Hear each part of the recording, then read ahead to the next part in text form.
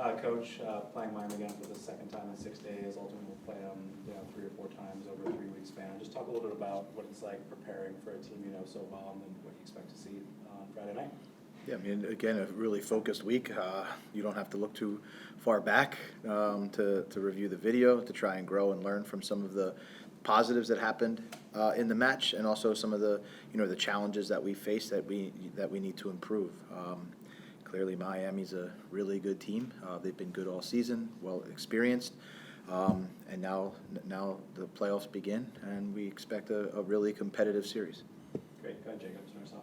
Yeah, BJ, this outside of the U.S. Open Cup win, you guys lost 7 of your final 10 games in MLS play and the regular season. How are you looking at the playoffs as maybe kind of a clean slate in that regard? I mean, we're looking at the playoffs as we've got a game versus Miami on Saturday night or Friday night. We know exactly what they're about. They know what we're about.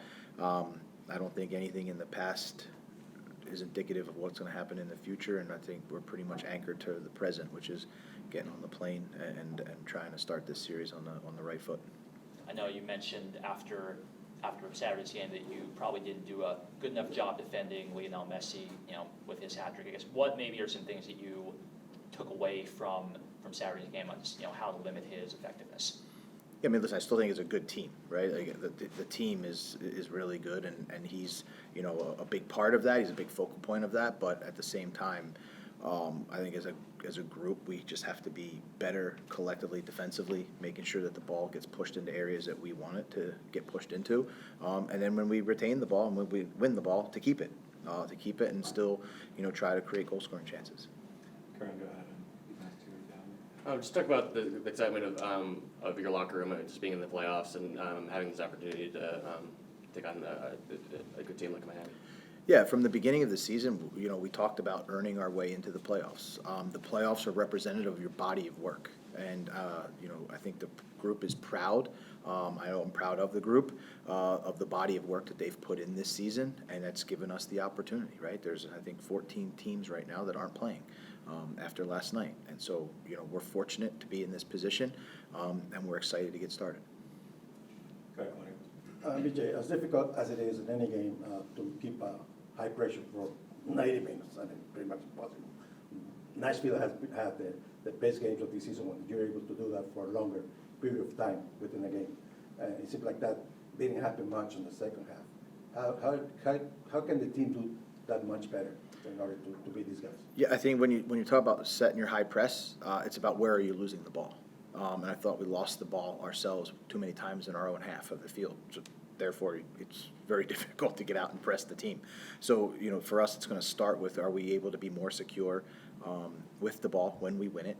And can we advance it and try to, again, if we can't create goal-scoring chances and we lose it, are we losing it in good positions where we can press it again or get numbers back behind the ball to then, initiate our high press? Now, as difficult as it is to keep Messi in place, I guess one of the only one thing that you can do is try to see how he can get as many balls as he can, especially in those positions where he can actually do so much damage. How difficult that is to maintain as well. Yeah, it takes a 90-minute focus. That's what we talk about. You have to be focused for 90 minutes.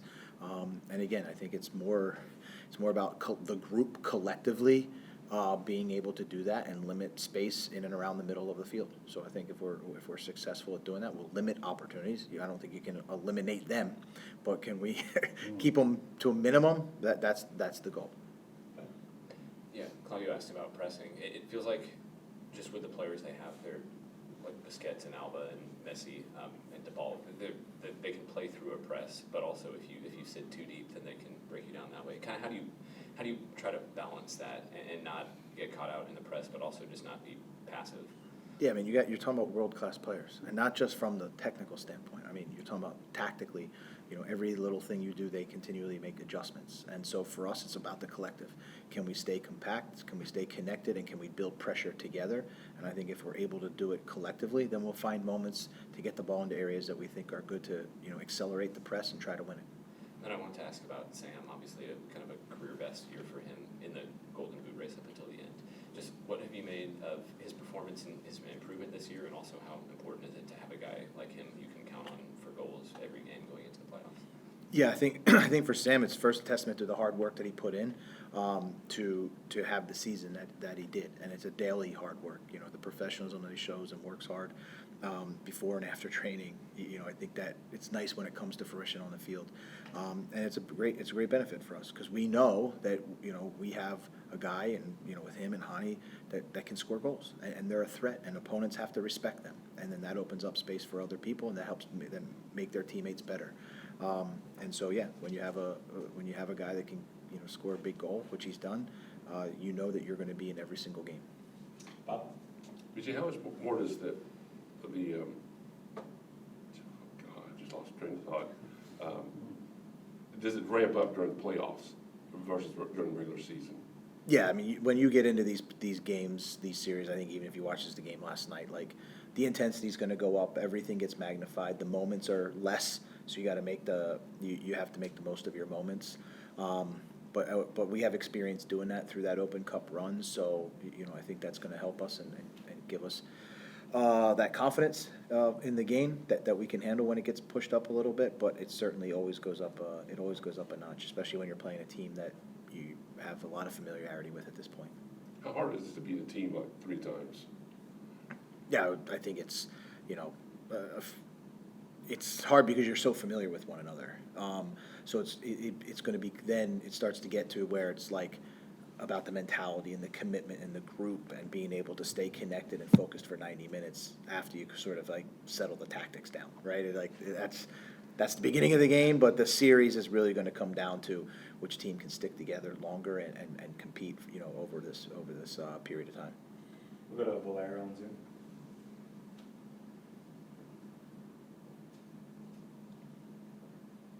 You might be muted, Valera.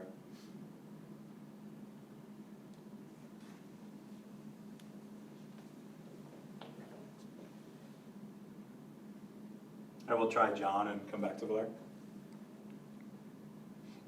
BJ, I know it's been a little bit since the team has beaten Miami.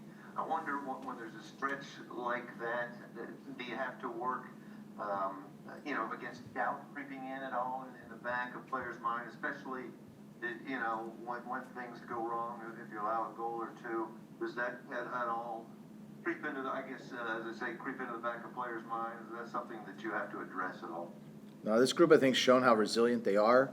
And I think, not only that, but I think they've also shown how adaptable they are. And I think when you combine those two things, they have this unwavering spirit to continue to just compete. And so as we continue to play Miami, last week and now starting the playoffs, I think that strong resilience from the group will be there to fight and compete. And at the same time, we'll be able to adapt to the demands of the game and whatever the game sort of presents itself, Friday night and beyond. And I'm sorry if I missed this at some point during the week, but any updates for the injured guys, I guess, and especially Jacob? Any news to report on that front? Jacob is full. He fully available. I will go to Valera. Yeah, Vijay, can you hear me now? Yes, we have you. Okay, thank you. Sorry about that. Coming into the season, obviously, it was still you were in a pretty new role, all things considered. And we kept hearing about Nashville SC 2.0 and what you're trying to build. Now that the regular season's over, you have a trophy, but away from the results, how close are you personnel and tactically on the pitch to that sort of ideal Nashville SC 2.0? Yeah, I mean, I think when you look over the body of work that we had, if I'm not mistaken, in the Eastern Conference, I think we're second in goals or expected goals, and we're second or third or fourth or something like that in goals against. So on both sides of the ball that we focus on, I think we've made really great strides throughout the season. We've improved throughout the season, and I think we've shown moments, long stretches of it in terms of weeks, and long periods of it during games of us playing well. And now it's just about continuing to build that so that we get more and more consistent. Through weeks of playing together, and can we put together full 90-minute performances? And Ahmed Qasim and Johnny Perez have been away from the team for a little bit due to an injury. Will they be back tomorrow? Johnny is out. Ahmed is questionable day to day. But he was with the training parts of with the team. Anything else in the room? All right, thanks, Coach. Thanks, guys. Really Great. Thank you. Thanks, Thank you. guys. Thank you.